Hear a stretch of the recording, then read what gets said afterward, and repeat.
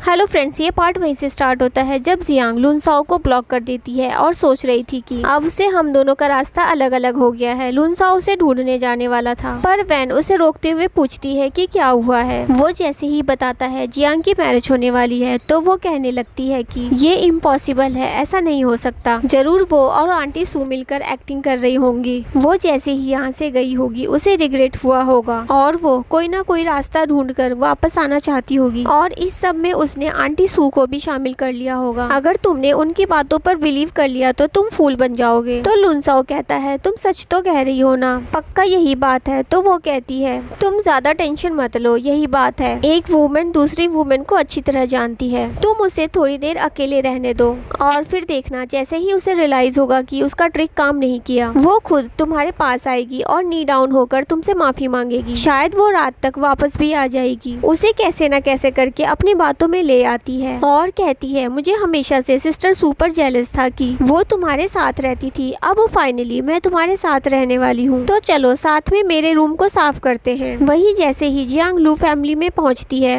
Aunty सू उसकी ऐसी situation देखकर शॉक्ड हो जाती है। तो वो कहती है मैंने ऐसे आपको ऑफन कर दिया ना, पर वो उसे हक करते हुए कहती है मैं तुम्हें ब्लेम नहीं कर रही हूँ, मुझे तुम्हारे लिए सॉरी फील हो रहा है, पता नहीं तुमने कितना कुछ सहा है। जियांग को भी उनका ऐसे हक करना अच्छा लगता है। आंटी लू कहती है अगर तुम चाहो तो रो सकती हो, पर आज के बाद तुम्हें कोई नहीं रुला पाएगा। तो जियांग सच में रोने लगती है और फिर आंटी सू उससे एशेज लेने वाली थी पर वो नहीं दे रही थी। तो वो बताती है कि मैं तुम्हारे पेरेंट्स की बहुत अच्छी फ्रेंड थी, पर जब उनका एक्सीडेंट हुआ मैं यहाँ नहीं थी।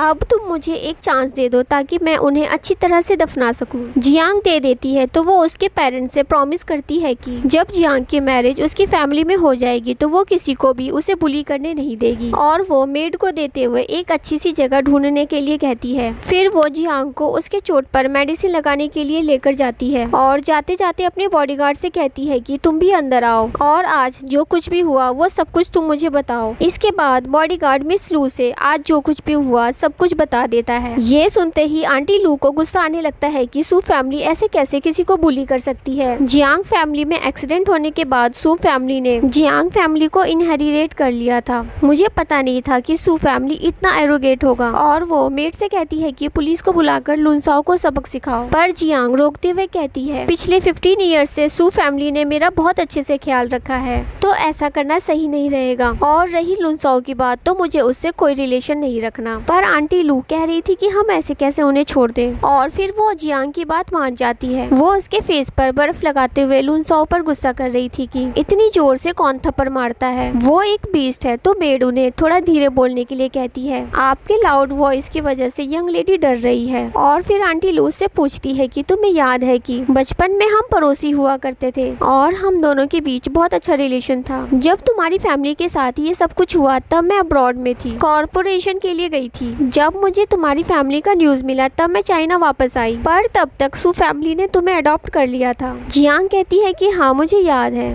और मन ही मन सोच रही थी कि मैं एक ऑर्फन हूँ, तो लू फैमिली के साथ मेरा फिर से कैसे रिलेशन हो सकता है। आंटी लू कहती है मुझे पता है तुमने बहुत कुछ सफर किया है, लू फैमिली में मैरिज करने के बाद तुम्हें बिल्कुल भी सफर नहीं करना पड़ेगा। और बताती है कि तुम्हारा ब्रदर जॉन किंग बचपन में कहता था कि जब वो बड़ा होगा तो वो तुमसे ही मैरिज करेगा और मैं भी तुम दोनों के मैरिज के लिए बहुत टाइम से वेट कर रही हूँ। जियांग जॉन किंग के बारे में पूछती है तो वो बताती है वो बिजनेस ट्रिप के लिए अब्रॉड गया है, कल तक वो आ जाएगा और उसने वेडिंग की सारी तैयारी भी कर लिया है। तुम्हारी वेडिंग ड्रेस भी उसने खुद डिजाइन किया है। आज तुम टायर्ड हो गई हो तो रेस्ट करो, कल जाकर वेडिंग ड्रेस ट्राई कर लेना। नेक्स्ट मॉर्निंग लुनसाओ मेड से पूछता है कि क्या कल रात जियांग वापस नहीं आई, तो वो बताती है कि नहीं आई। तभी वहाँ पर वैन फ्लावर लेकर आती है और लुनसाओ से फ्लर्ट कर रही थी, पर वो उसमें इंटरेस्ट नहीं दिखाता और कहता है कि मुझे कुछ काम है। वैन कहती है ऐसा भी क्या काम है जो मुझसे इम्पोर्टेंट हो गया, क्या तुम मुझे लाइक नहीं करते। तो वो कहता है ऐसा कैसे हो सकता है, तुम काइंड हो और जेंटल हो, ऑफ कोर्स मैं तुम्हें लाइक करता हूँ। तो वो उससे फिर से फ्लर्ट करने लगती है, पर वो इस बार भी वो उसे दूर कर देता है। तभी उसे उसके एक फ्रेंड का फोन आता है और कहता है कि मैरिज जैसी बड़ी बात तुम हमसे कैसे छुपा सकते हो। लुनसाओ पूछता है कि तुम किसकी मैरिज की बात कर रहे हो, तो वो कहता है तुम्हारी सिस्टर की वेडिंग की बात कर रहा हूँ, तुम उसके ब्रदर हो, ऐसे क्यों प्रिटेंड कर रहे हो जैसे कि तुम्हें कुछ पता ही नहीं है। तो वो कहता है शायद तुम्हें कोई गलतफहमी हुई होगी,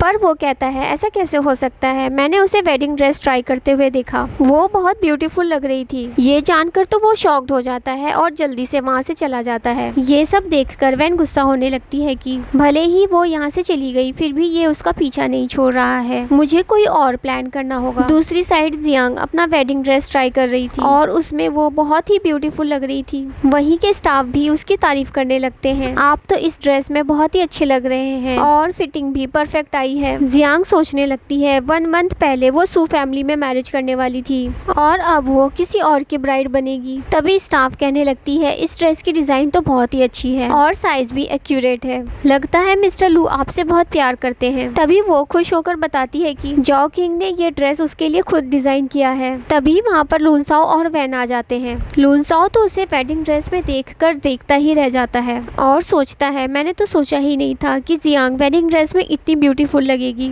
लूनसाओ कहता है अगर तुम्हें ये ड्रेस पसंद है तो मैं तुम्हारे लिए बाय कर देता हूँ, फ्यूचर में तुम हमारी वेडिंग में पहन लेना। तभी स्टाफ मेंबर कहती है हमारे प्रेसिडेंट ने ये ड्रेस खुद डिजाइन किया है अपनी वाइफ के लिए, ये सेल के लिए नहीं है। और जियांग कहती है सुन लिया ना तुमने, और वैसे भी मेरा तुमसे कोई रिलेशन नहीं है और ना ही सू फैमिली अब से मेरा घर है। तो वो कहता है अब बस भी करो, हम तो बच्चों की तरह प्ले कर रहे थे, पास्ट में जो कुछ भी हुआ वो सब मैं जाने देता हूँ, तुम अभी मेरे साथ घर चलो। वैन सोच रही थी मैं इस बिच को फिर से सू फैमिली में नहीं आने दे सकती, अगर ये वापस आ गई तो मेरी सारी मेहनत बर्बाद हो जाएगी। और लूनसाओ से कहने लगती है अगर सिस्टर घर वापस नहीं आना चाहती तो रहने दो, इसे बाहर अकेले ही इंजॉय करने दो, चलो यहाँ से। जियांग भी कहती है कि अपनी सिस्टर को लेकर यहाँ से चले जाओ। तो वो कहता है तुम्हें वैन से जेलस होने की कोई जरूरत नहीं है, तुम हमेशा मेरे हार्ट में स्पेशल ही रहोगी, तुम अभी मेरे साथ घर चलो कहकर उसे लेने जा रहा था, पर स्टाफ मेंबर रोक देते हैं और जियांग से पूछते हैं क्या हम सिक्योरिटी को बुलाएं। जियांग उससे कहती है मुझे तुम्हारे साथ 1 मिनट भी वेस्ट नहीं करना, तुम खुद जा रहे हो या मैं किसी को बुलाऊं तुम्हें बाहर निकालने के लिए। स्टाफ मेंबर भी कहते हैं कि मैडम ने कहा है कि तुम यहाँ से जाओ वरना हम सिक्योरिटी को बुलाएंगे। लूनसाओ शॉक्ड हो जाता है कि मैडम ये कब से मैडम हो गई है, अब बस बहुत हो गया, तुम चलो मेरे साथ कहकर जबरदस्ती उसे लेकर जा रहा था।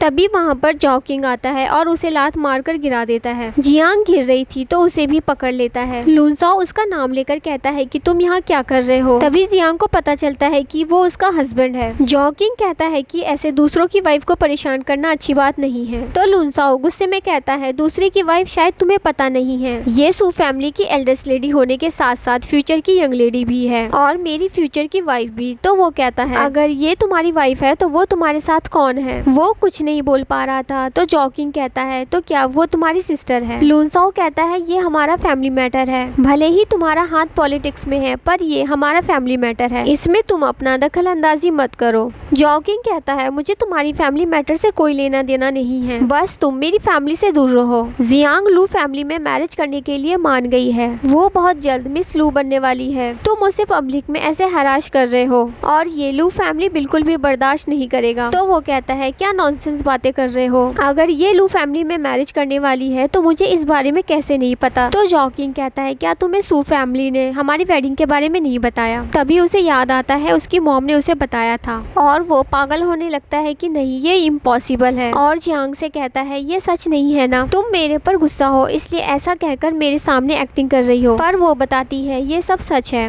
तो वो गुस्सा करने लगता है कि तुमने मेरे से प्रॉमिस किया था मैरिज करने का, तो मुझे बिट्रे कैसे कर सकती हो। जियांग कहती है मैंने तुम्हें बिट्रे किया और तुमने जो कुछ भी किया उसका किया। तो वो कहता है मैं तुम पे गुस्सा नहीं हूँ, चलो हम घर चलते हैं। तो वो मना करते हुए कहती है कि मैंने लू फैमिली को चूज कर लिया है, अब मैं वहाँ की हूँ। पर वो मानने के लिए रेडी ही नहीं था और वो कहता है मुझे पता है तुम गुस्सा हो इसलिए ये सब कुछ बोल रही हो। जाओ किंग कहता है मेरी वाइफ ने सब कुछ बता दिया है, अगर तुम उसे ज्यादा फोर्स करोगे तो सू फैमिली के लिए अच्छा नहीं होगा। और फिर वो बॉडीगार्ड बुला लेता है। तभी वैन कहने लगती है तुम ब्रदर के साथ ऐसा कैसे कर सकती हो, उसने ये सब कुछ इसलिए किया क्योंकि वो तुमसे प्यार करता है, तुम अब और रिच फैमिली में चली गई हो तो सू फैमिली के सारे एहसान भूल गई जो उन्होंने 15 ईयर से राइज किया है। और यहाँ पर ये पार्ट खत्म हो जाता है।